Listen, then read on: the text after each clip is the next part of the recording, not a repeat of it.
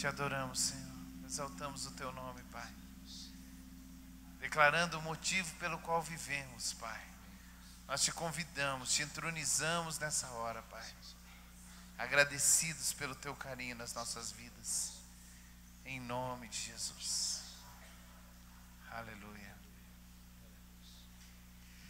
Queridos,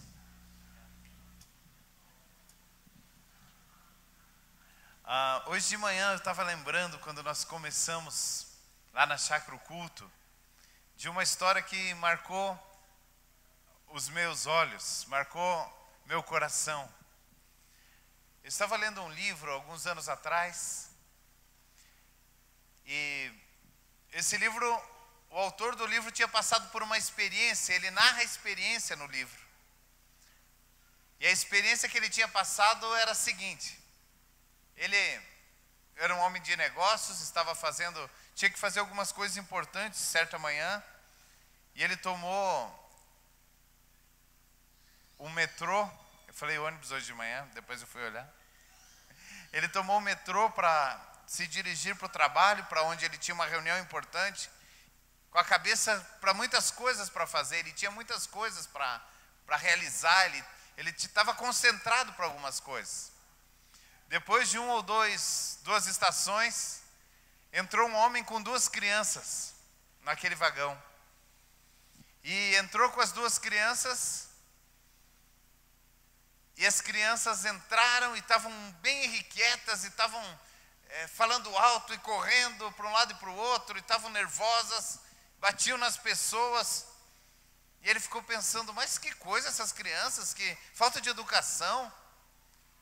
E o pai, que aparentava ser o pai das crianças, estava de cabeça baixa, assim, olhando só para o chão. E as crianças estavam lá, brincando, batendo, agitando. E ele começou a ficar incomodado com aquilo. Ele estava lendo alguma coisa, pensando no que ia acontecer. E de repente a criança veio e bateu nas coisas que ele estava lendo. E cada vez que as crianças faziam uma bagunça, gritavam e corriam, ele olhava para aquele homem, e o homem continuava quieto, como se as crianças não tivessem nada com ele. E uma hora ele não aguenta, ele olha para aquele homem e diz assim: escuta, você é pai das crianças? E o homem diz sim, e não dá muita atenção para ele. E as crianças continuam fazendo bagunça, e continuam e batem de novo no que ele está lendo. Então ele não aguenta e fala: escuta, por que você não corrige essas crianças? Por que você não educa elas? Por que você não faz elas pararem de fazer essa bagunça toda? E o homem olha para ele e fala: nós acabamos de sair do hospital. Minha esposa faleceu, a mãe delas, e elas não estão conseguindo administrar bem isso. E ele estava muito irritado com aquele homem que não fazia nada. As crianças bagunçavam e o homem não fazia nada. Mas em 1 segundo, ele já não estava mais irritado com aquele homem, ele estava irritado com ele mesmo, né? Em 1 segundo ele tira a atenção, a raiva, a irritação, ele está todo pronto para dizer: mas que coisa! E ele forma um pensamento: esse é um pai que não é presente, esse é um pai que não educa, esse é um pai que... Ele estava formando toda uma imagem daquele homem. E de repente, com uma informação, tudo que ele pensou já não vale mais nada. Algumas vezes, com uma informação, todo o nosso conceito passa a não valer mais nada. Nos faltava uma informação. A falta de informação sobre a circunstância de vida de outra pessoa pode nos fazer criar toda uma imagem de como é a vida, de como ela deveria ser, de como deveria agir, o que nós esperaríamos dela. E às vezes nós não sabemos alguma coisa que muda toda a história. Então naquele segundo, aquele homem que estava lá todo cheio de razão, no outro momento ele já... Eu falei rude, e ele já não queria mais dar um cascudo no homem. Ele queria abraçar e falar: posso fazer alguma coisa por você? Então a irritação se torna vergonha. Então o pensamento volta para a razão. E sabe, queridos, nós também fazemos a cada dia modelos mentais para como cada um de nossos irmãos deveriam se comportar. Nós temos alguns modelos mentais para pastor, né, querido do pastor, mas não vou falar muito nisso para não falar em causa própria, mas vou tirar o pastor de cena e vamos lá. Todos nós homens e algumas mulheres, não poucas, sabem exatamente o que o técnico da seleção brasileira devia fazer.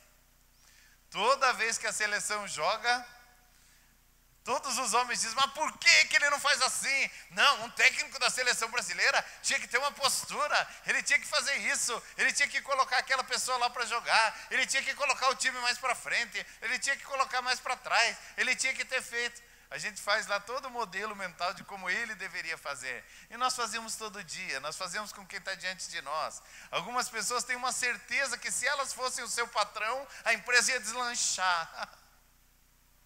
Fala, mas se ele tivesse a visão que eu tenho, se ele tivesse a visão que você tem, você seria o chefe e ele seria o seu funcionário. Opa!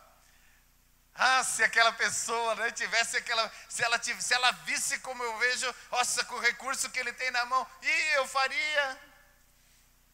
Não é interessante isso? Mas sabe, tem um lugar na Bíblia que mostra quando isso começou.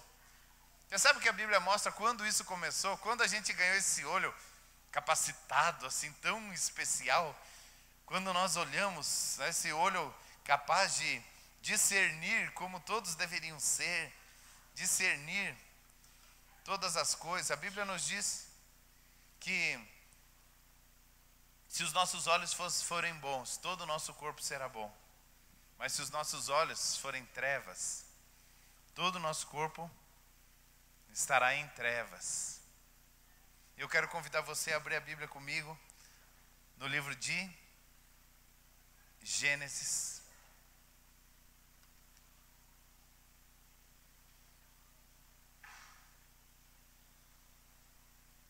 Gênesis, capítulo 2,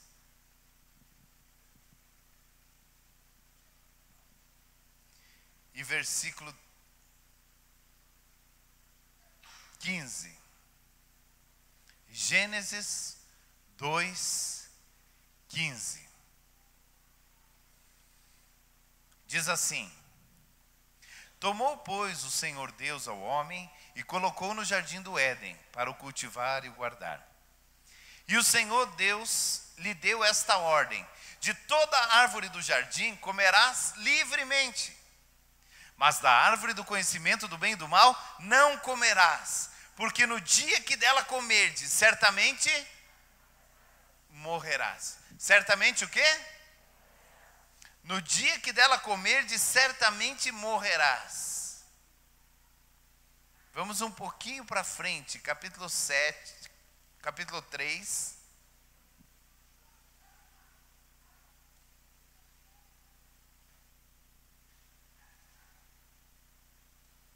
Versículo 4. Aqui a mulher está conversando com a serpente. Bem pertinho da árvore que não era para comer. Diz assim: Então a serpente disse à mulher: É certo que não morrereis.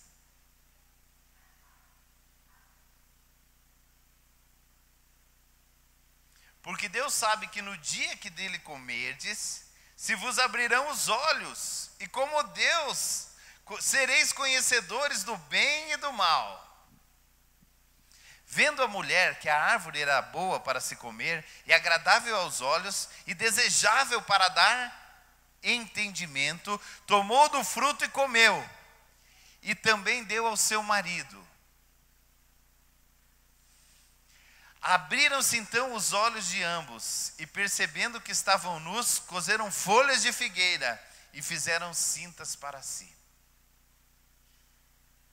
Deus falou: se vocês comerem dessa árvore, vai acontecer o quê?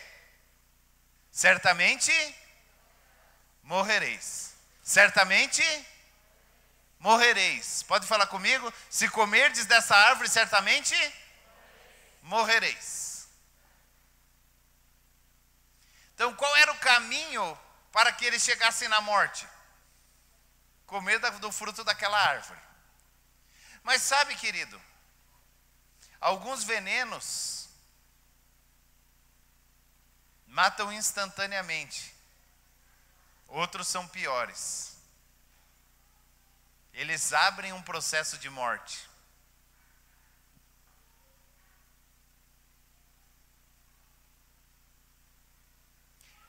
Quando eles comeram do fruto do bem e do mal, a Bíblia diz imediatamente morreram. Sim ou não? Eles saíram da plenitude da presença de Deus. Mas o que aconteceu? Imediatamente abriram os seus olhos. Quando eles comeram para morrer, o que aconteceu? Abriram os seus. Então vamos ver um outro texto bíblico. Está lá em Lucas, capítulo 15. Lucas 15. Antes eu não falei a referência, desculpem. Lucas 11:34 diz o seguinte. Pode ir lá em Lucas 15, eu leio Lucas 11:34. São os teus olhos a lâmpada do teu corpo. Se os teus olhos forem bons, todo o teu corpo será luminoso. Mas, se forem maus, o teu corpo ficará em trevas. Isso é Lucas 11:34. Agora nós vamos ler Lucas 15, a partir do verso 11. Vocês estão comigo? Lucas 15?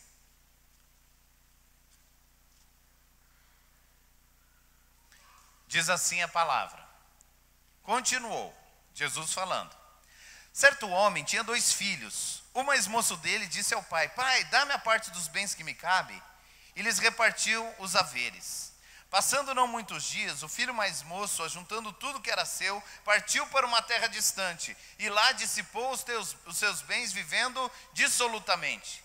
Depois de ter consumido tudo, sobreveio àquele país uma grande fome, e ele começou a padecer necessidade. Então ele foi e se agregou aos cidadãos daquela terra, a um cidadão daquela terra, e este mandou para os campos para guardar porcos. Ali desejava fartar-se das alfarrobas que os porcos comiam, mas ninguém lhe dava nada. Então, caindo em si, disse: Quantos trabalhadores do meu pai não têm pão com fartura? E eu aqui morro de fome. Levantar-me-ei, irei ter com meu pai e lhe direi: Pai, pequei contra o céu diante de ti, já não sou digno de ser chamado teu filho, trata-me como um dos teus trabalhadores.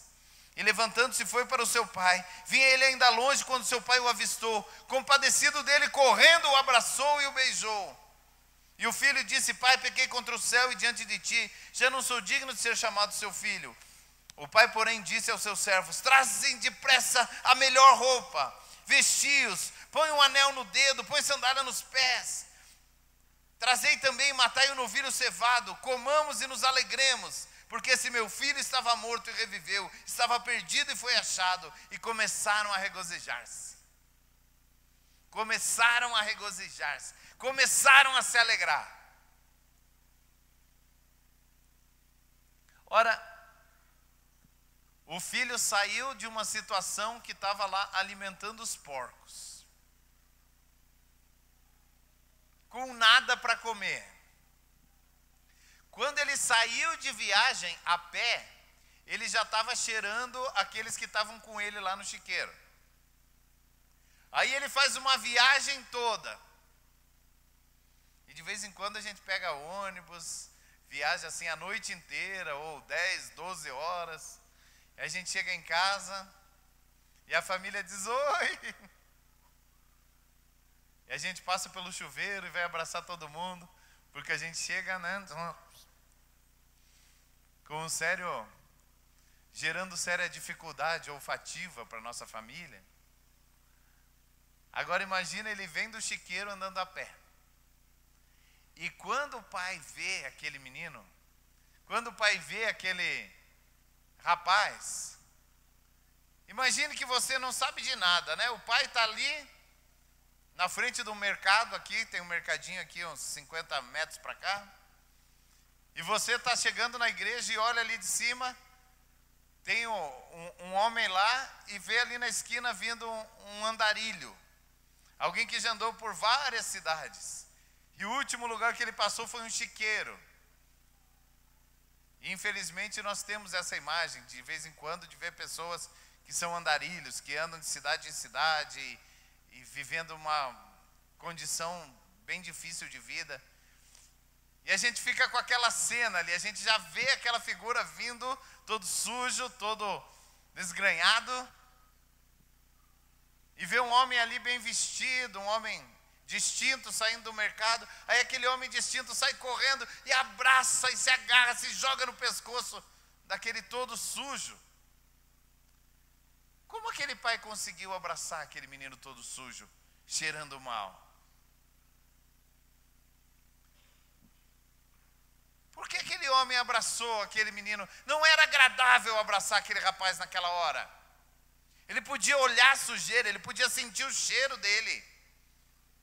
Aí ele foi sentir o calor e o suor dele. E ele foi trazer um pouco da sujeira, do suor, do calor, do cheiro para si mesmo. E ele abraça o menino.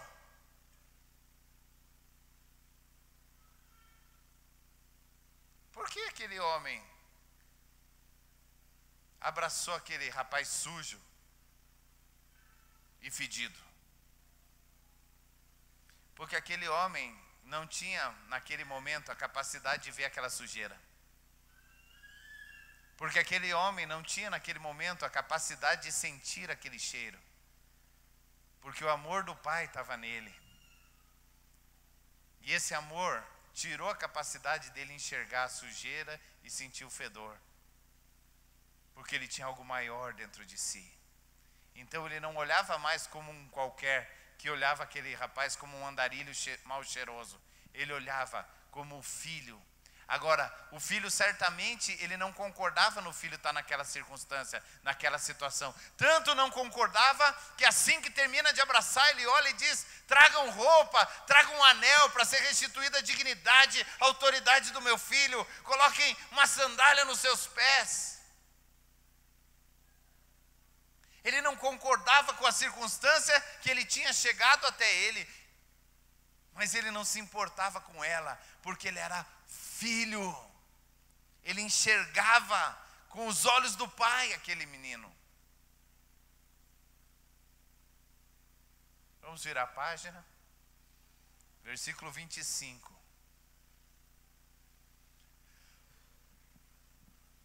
Ora, o filho mais velho estivera no campo, e quando voltava, aproximou-se da casa e ouviu a música e as danças. Chamou um dos criados e perguntou o que era aquilo. E ele informou: veio teu irmão e teu pai e mandou matar um novilho cevado, porque o recuperou com saúde. Veio teu irmão e teu pai mandou matar um novilho cevado, porque ele o recuperou com saúde. Mas ele, porém, se indignou e não queria entrar. Saindo, porém, o pai procurava conciliá-lo, mas ele respondeu ao pai: há tantos anos que eu te sirvo, sem jamais transgredir uma ordem tua, e nunca me deste um cabrito sequer para me alegrar com meus amigos. Mas vem esse teu filho, que desperdiçou os bens com meretrizes, você manda matar o bezerro cevado.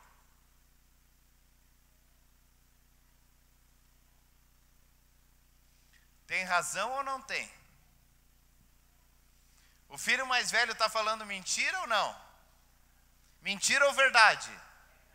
Está falando mentira ou verdade? O filho mais velho olha a situação e diz assim: esse mais novo, ele está sujo. Não com a sujeira de fora, porque a essa altura ele já tinha tomado banho, já estava com a veste nova.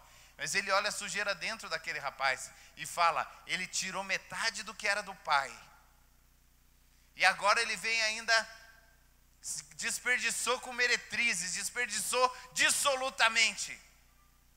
E agora ele volta e o pai faz uma festa para ele. Então o filho mais velho explica toda a sua razão. Diga comigo, razão. O filho mais velho expõe toda a sua razão. Qual é a palavra? Toda a sua razão. Mas o pai não está enxergando direito. Diga, o pai não estava enxergando direito.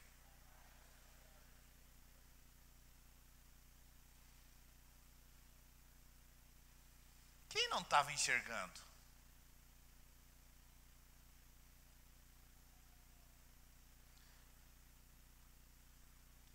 A Bíblia diz que a glória de Deus é esconder o pecado, o segredo, mas a glória do homem é revelá-lo.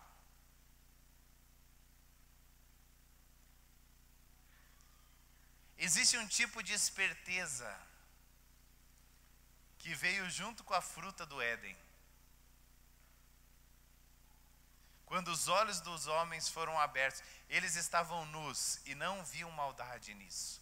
Mas quando eles comem do fruto do bem e do mal, seus olhos se abrem. Agora, quem parece ter olhos mais abertos? O pai ou o filho mais velho?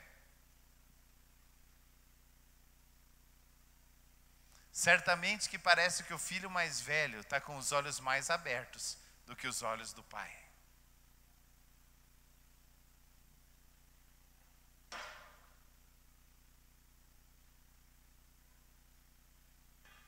Certamente parece que o filho mais velho está com os olhos abertos. O pai está ceguinho de amor pelo seu filho, porque estava morto e reviveu. Nós vivemos igreja aqui há 91 para cá, 22 anos, 90, 89, 22, 23 anos. Eu vou falar uma coisa que é só observação, não é um dado científico. Não fizemos uma pesquisa. Em todo o tempo de igreja que nós vivemos, nós vimos mais pessoas caírem da fé porque viam os seus irmãos pecando, do que pessoas caírem da fé porque pecaram. Vou falar de novo.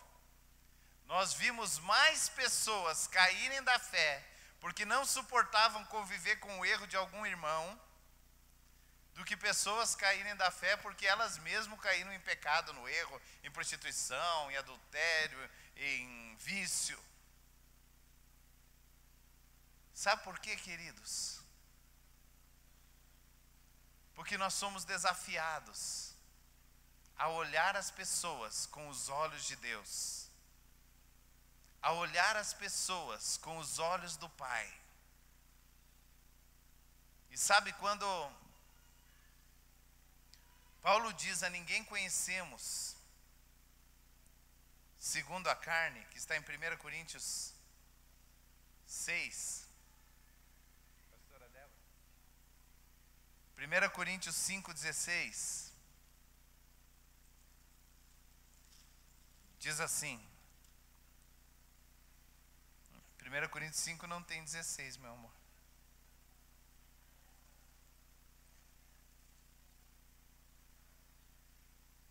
Segunda Coríntios 5,16 diz assim: assim que nós aqui por diante a ninguém conhecemos segundo a carne.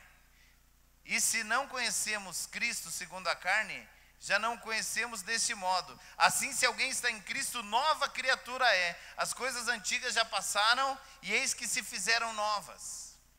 Sabe o que significa não conhecer ninguém segundo a carne? O que é segundo a carne? Eu vejo aquela pessoa está lá e vem aqui e diz: pastor, olha, eu tenho um chamado no meu coração, eu tenho um desejo de ser um evangelista, quer investir na minha vida, eu preciso ir para acampamento, e eu não quero pagar, e eu não posso, mas eu quero que o Senhor invista na minha vida, e eu quero também que o Senhor me pague a ITM, porque eu vou ser um evangelista, eu tenho um chamado. A gente diz: ah, que legal.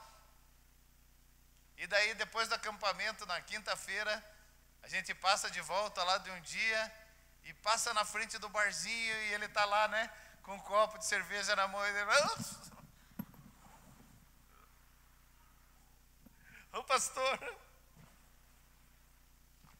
só estava segurando para um amigo que foi lá pagar. Ou você vê ele fazendo outra coisa errada, ou você vê ele tendo uma atitude inconveniente de alguma forma. E aí, querido, o que a Bíblia está dizendo? A ninguém conhecemos segundo a carne. De modo natural, eu estou vendo que ele não está fazendo as coisas certas, mas eu ouso crer que Deus vai restaurar ele. Ainda que hoje, pelo que eu estou vendo, ele é o quê? Um mentiroso e um enganador. Mas eu vou olhar para ele com os olhos de Cristo. E nos olhos de Cristo, ele é nova criatura, restaurado, eleito, santo. Pastor, o senhor está dizendo para a gente virar todo bobo agora, né? A gente vai ver as coisas e não vai ver. Claro que a gente está usando um exemplo drástico, um exemplo, uau. Mas tem aquele irmão que faz aquilo, eu acho que não era desse jeito que era para fazer, acho que não era daquele jeito, acho que não era. O filho mais velho tinha razão no que ele estava falando. Razão ele tinha, ele só não tinha amor. Razão ele tinha. Certo, ele estava. Mas muitas vezes no reino de Deus, estar certo não significa estar na vontade dele. Ter razão não significa vencer. Nós somos desafiados pelo texto de Lucas 11:34. Se os teus olhos forem bons, todo o teu corpo vai ser. Mas se os teus olhos forem maus. E no outro que eu nem li, né? Diz: se a luz que é em ti forem trevas, quão densas serão essas trevas. Sabe, querido, um dia Eva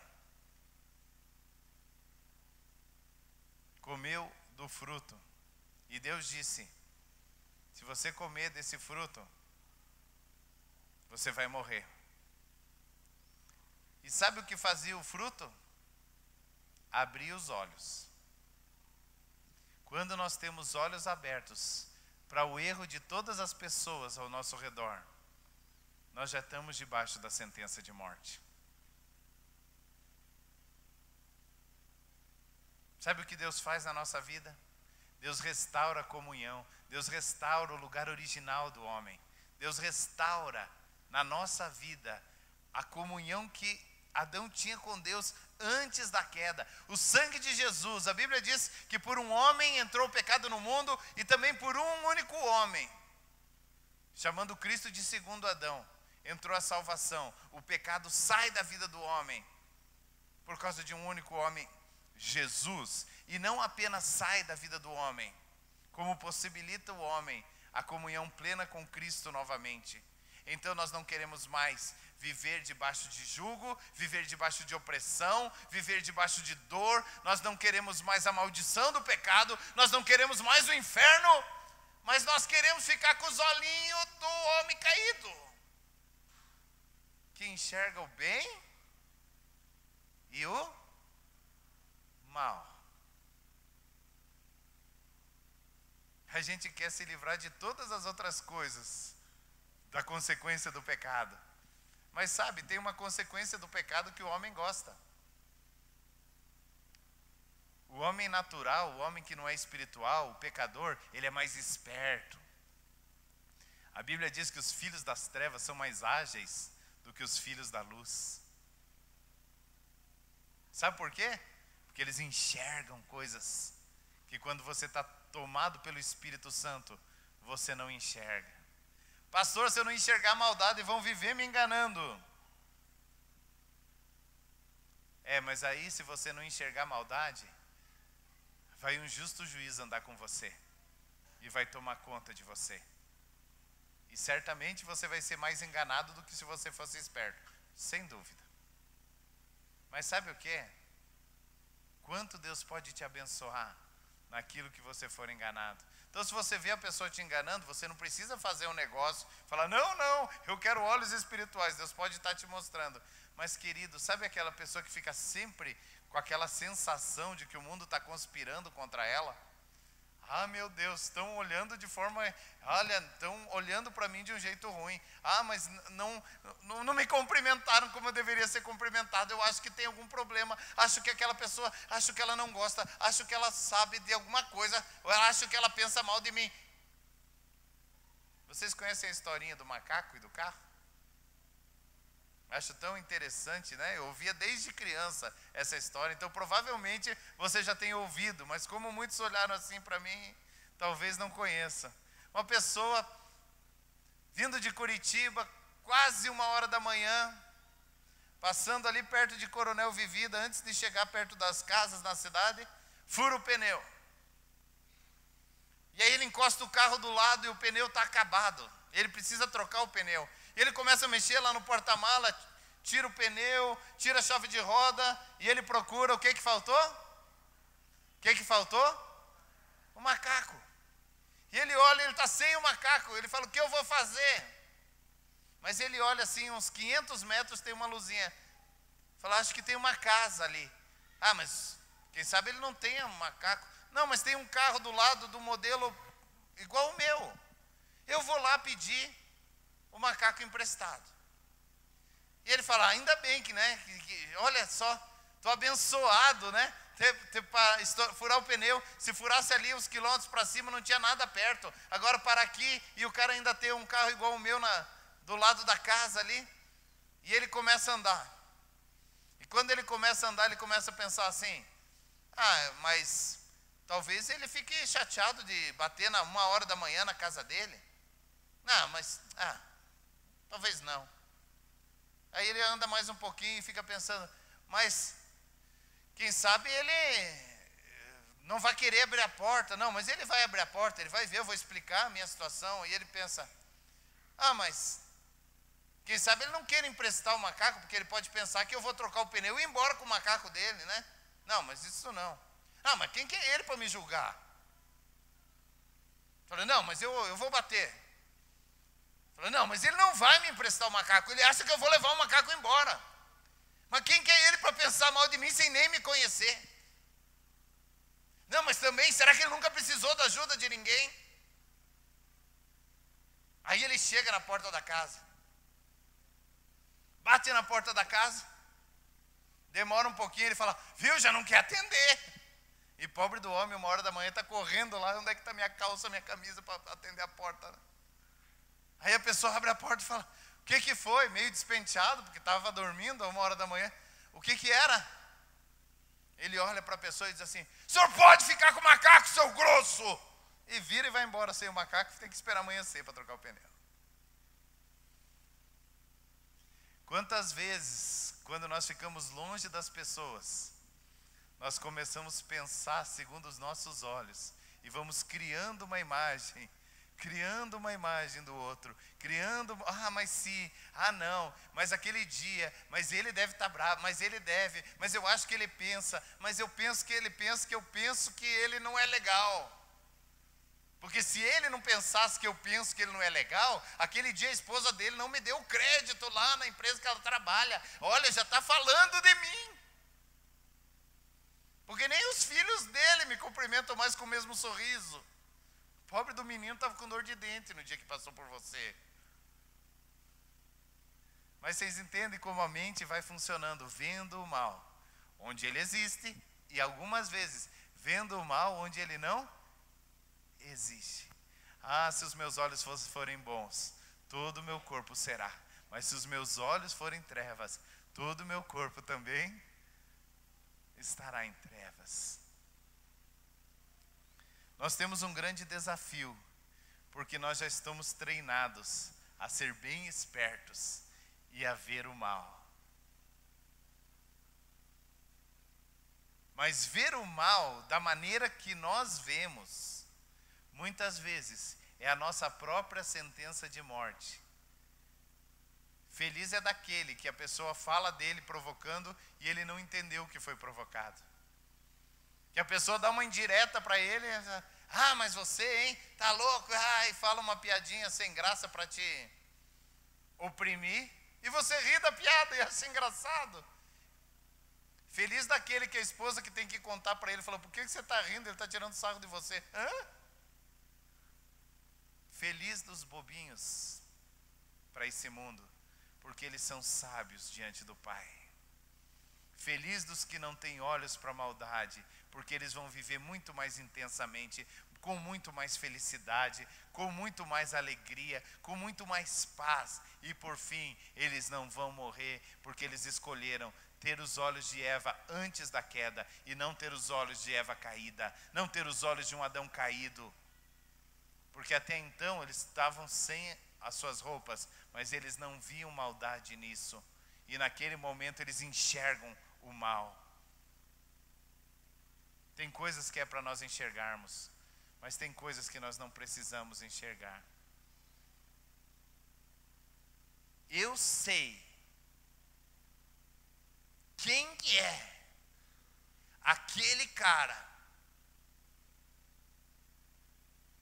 que anda com o pastor. Está lá no discipulado, está do ladinho.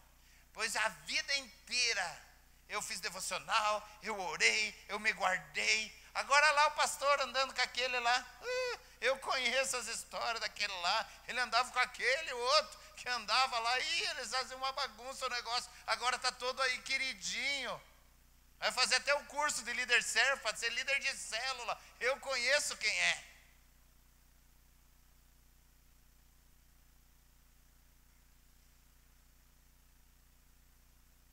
Chegou agora, já está lá, né?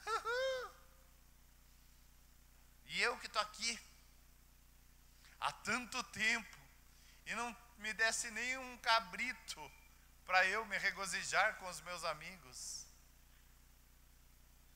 E aí ele fala: filho, eu estou sempre com você. Tudo que é meu é teu. Eu estou sempre com você. Tudo que eu tenho é teu. O que é meu é teu, eu estou sempre com você. Algumas pessoas, na hora que vem outro sendo promovido, por entenderem que aquela pessoa não é digna, trocam a comunhão do Pai por um cabrito. Eu quero um cabrito para me regozijar com os meus amigos. E o Pai olha e diz assim: você quer um cabrito? Pois você tinha a mim. Entra se alegrar pelo teu irmão. Quando nós olhamos para uma pessoa que está errada, para uma pessoa que está fazendo coisas que não deveria fazer, que está quebrando um princípio, certamente nós vamos enxergar isso. Mas com que olhos eu enxergo? Com olhos de alguém que tem necessidade, alguém que precisa ser restaurado, alguém que precisa ter roupa trocada, sandália nos pés, alguém que precisa ter um anel ou restaurada a sua autoridade? Ou eu só olho apenas como aquele andarilho que jogou fora o dinheiro, que jogou fora, que viveu dissolutamente?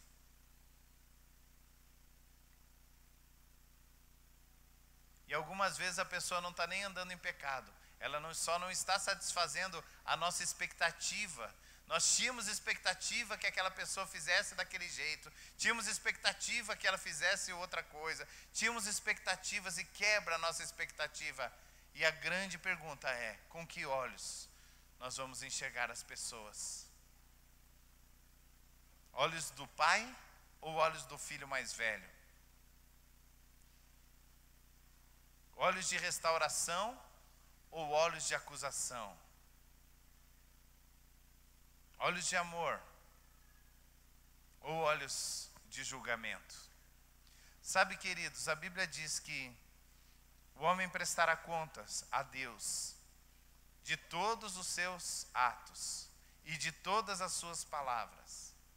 Mas a Bíblia também diz que há joio que vive no meio do trigo. Quantos conhecem essa palavra?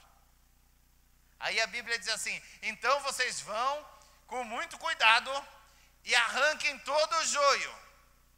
É isso que a Bíblia diz? A Bíblia diz: deixa o joio lá, porque no final do tempo o Senhor enviará os seus anjos e eles separarão o joio do trigo. Quem vai separar? Os anjos de Deus, no final, vão separar. E por que não é para nós separarmos o joio do trigo? É porque nós não temos olhos para isso. Nós não temos olhos para enxergar a diferença entre joio e trigo. É por isso que a Bíblia diz, a Bíblia não diz tire logo o joio do meio, as pessoas que estão fazendo errado, as pessoas que não podem, as pessoas... Por que nós não podemos ir tirando e desclassificando? Porque se nós vivermos no Espírito, nós não temos olhos para isso. No seu tempo, o próprio Senhor vai fazer. Nós temos um chamado de Deus para abençoar vidas. Nós temos um chamado de Deus para restaurar vidas. Nós temos um chamado de Deus ao amor incondicional. Lembra lá em 1 Coríntios 13? O amor que não pensa o mal, que não arde em ciúmes, que não se ufana. O amor que vê como aquele pai olhou. Então ele tem capacidade sobrenatural de se atirar nos braços de um sujo fedido. Porque ele não tinha olhos para ver a sujeira. Aquele dia ele não tinha nariz para aquele cheiro. Porque ele estava ali como instrumento, manifestação do amor de Deus. Nós podemos ter olhos atentos para como nossos irmãos deveriam fazer. E nós podemos ser homens que manifestam o amor de Deus. Nós só não podemos ter as duas coisas ao mesmo tempo. Então nós temos aqui um impasse.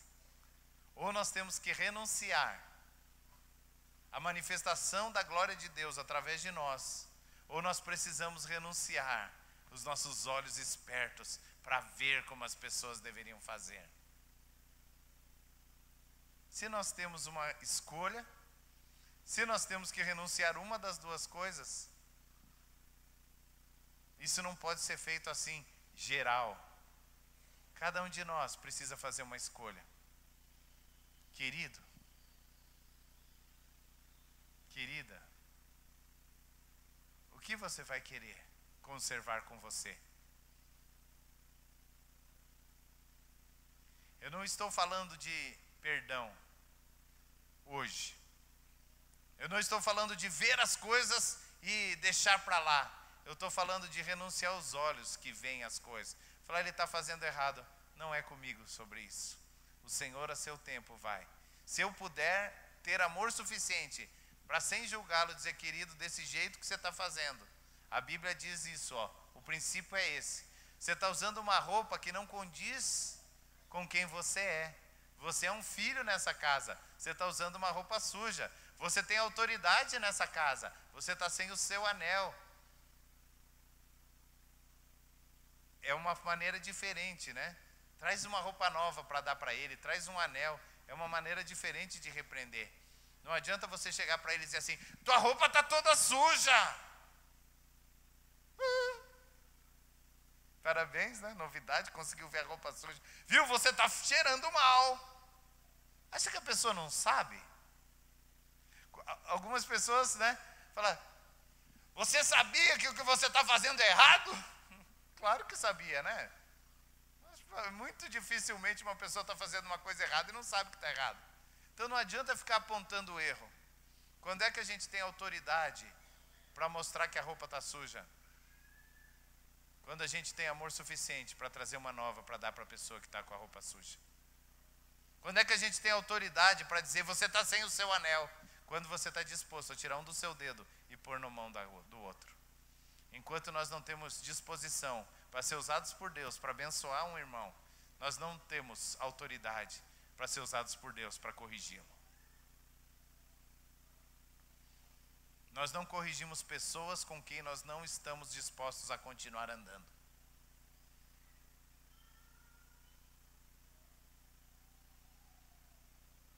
Qual vai ser a sua decisão? Olhos ou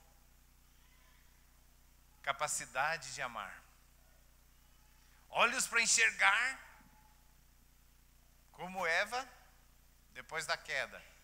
Ou capacidade para ministrar amor, apesar das dificuldades.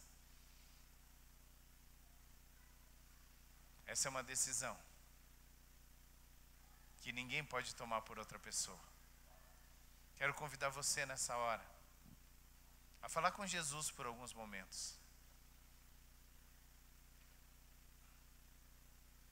Será que existe na minha vida pessoas que eu sou muito indignado por como elas fazem com a sua vida? Porque é isso que o filho mais velho fez. A Bíblia diz, ele muito se indignou, né? Em outras palavras, ele perdeu sua dignidade.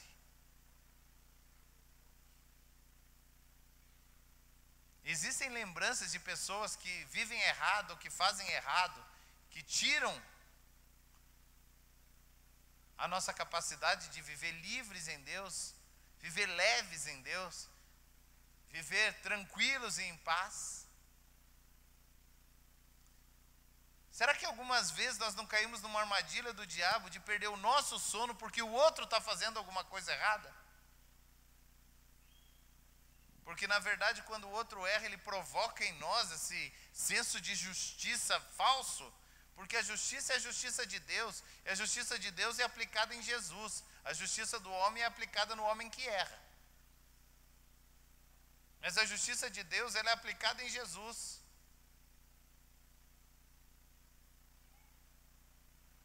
Eu queria convidar você a falar com Deus e falar, Senhor, eu queria olhos novos para ver o fulano.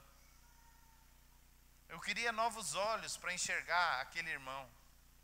Eu queria novos olhos para enxergar aquela circunstância que aquela pessoa faz errado. Eu queria olhos segundo o teu coração para enxergar os meus filhos. Senhor, eu queria olhos segundo o teu coração para enxergar o meu pai que ainda não anda contigo. E ele volta e meia fala de um jeito tão horrível. Mas eu quero dizer que a partir de hoje eu vou enxergar ele como um homem segundo o teu coração. Vou tratá-lo como um homem segundo o teu coração. Vou tratar meu filho como um homem de Deus. As atitudes dele ainda não são, mas eu vou tratá-lo como se fosse, até que ele se torne. Vou tratar minha esposa como uma mulher cheia de sabedoria, como uma mulher santa, como uma mulher dedicada, como uma mulher amorosa, porque eu vou enxergá-la como o Senhor a vê. O Senhor vê sua esposa dessa forma. Eu vou tratá-la, ainda que ela ainda não se apresente dessa forma, eu vou tratá-la como se fosse, e ver o milagre de Deus a transformar, até que ela seja. Portanto, a ninguém conhecerei mais, segundo a carne. Vou conhecer as pessoas, segundo a visão do céu sobre as pessoas.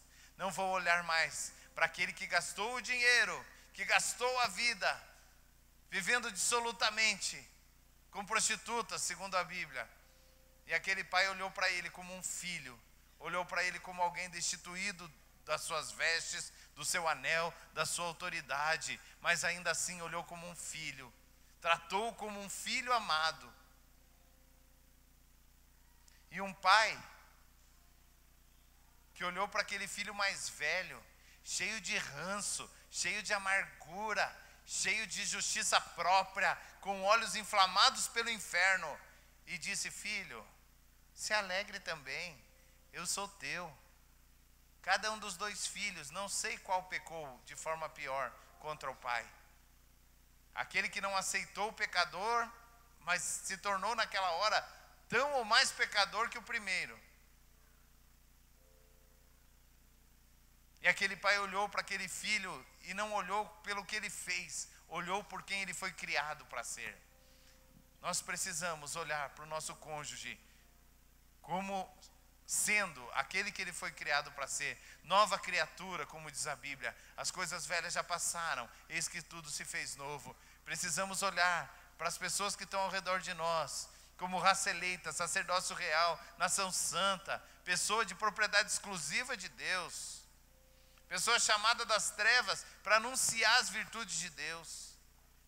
Precisamos olhar para pessoas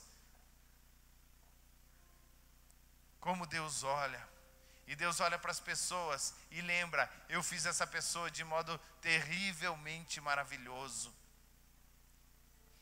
Nós precisamos encontrar os olhos de Deus, porque se nós não conseguirmos deixar os olhos que veem o mal, o nosso destino é a morte, é o esfriamento, é o rancor.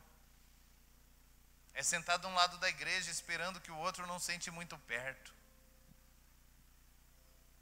É aquela pessoa que nunca mais, com esse Eu até perdoo, não tenho nada contra, mas aqui, né, perto de mim eu não quero.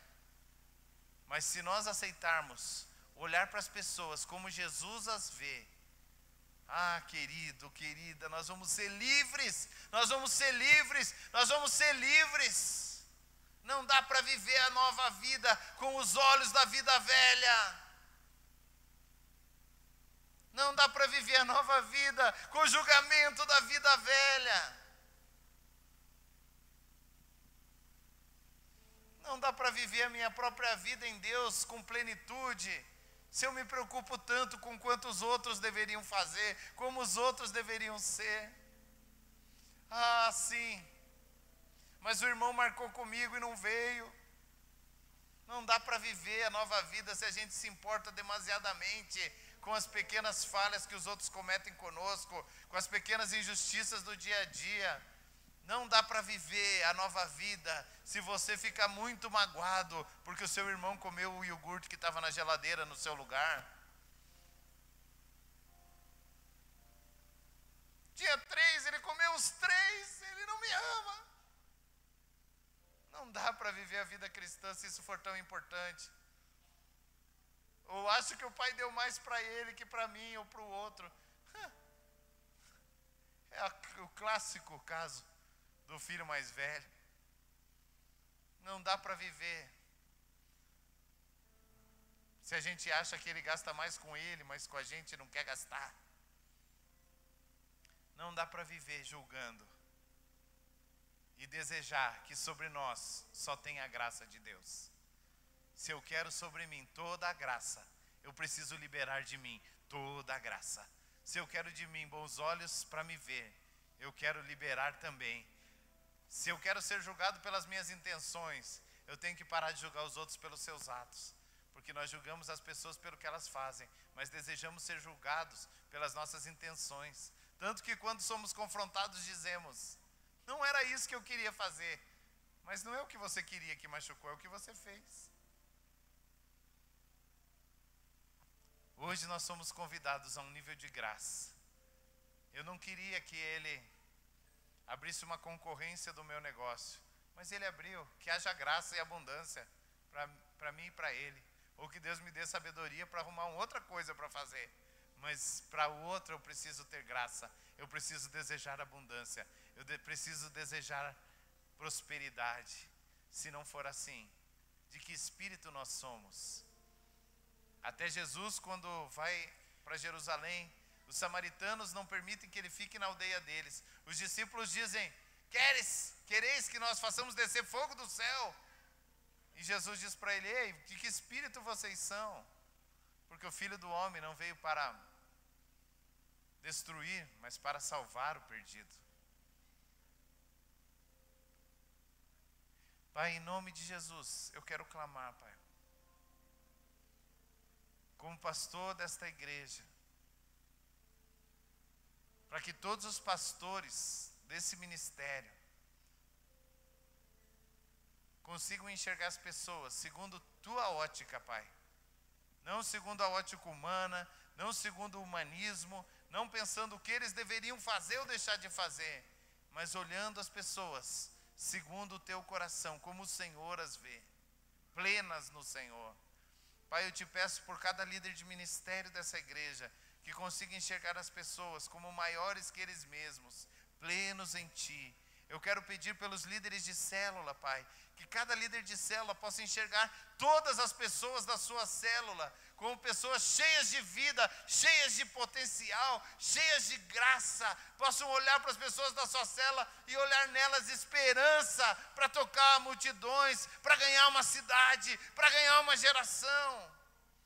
Pai, eu quero te pedir por cada pai de família que consiga olhar para sua esposa e para os seus filhos, Pai, olhando com os teus olhos, olhando com amor, crendo, acreditando em cada um de forma igual, acreditando em sua esposa, acreditando no ministério dela, nas iniciativas, nas intenções do coração dela.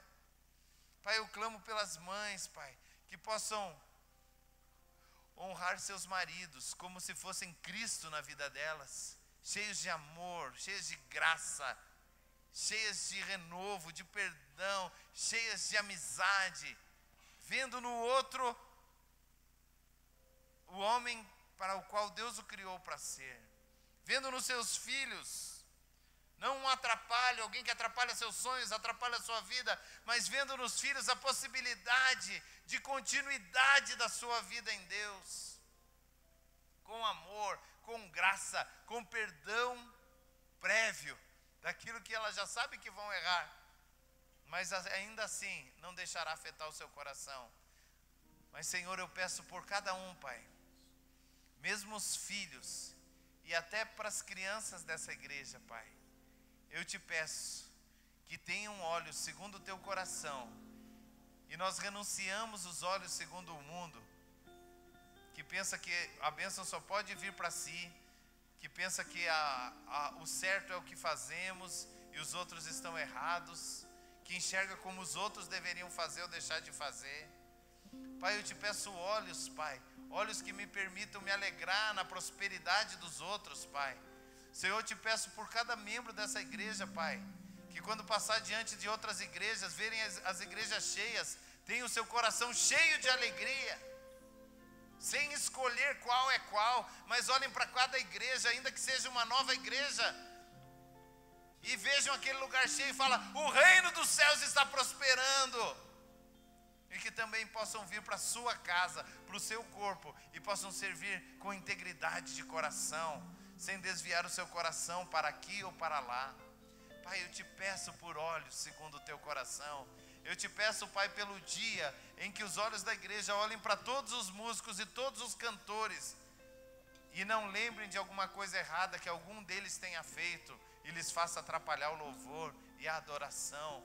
Pai, eu te peço pelo dia, Senhor, que eu chegue diante desse púlpito e possa ministrar, Pai, ainda que os irmãos conheçam as minhas limitações, ainda que os irmãos conheçam as minhas falhas, ainda que os irmãos conheçam as dificuldades, nos lugares que ainda não chegamos à estatura do varão perfeito, mas possam me olhar a minha família, olhar a nossa casa, segundo o teu coração, com amor, Pai, recebendo aquilo que o Senhor tem nos dado para compartilhar com eles.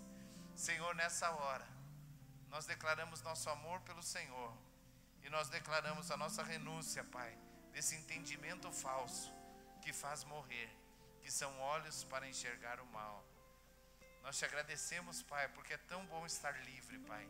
É tão bom não precisar mais sentar na cadeira de juiz. É tão bom saber que sobre nós não vale a palavra, que com o rigor que julgarmos seríamos julgados, porque nem nesse lugar de juízo estamos.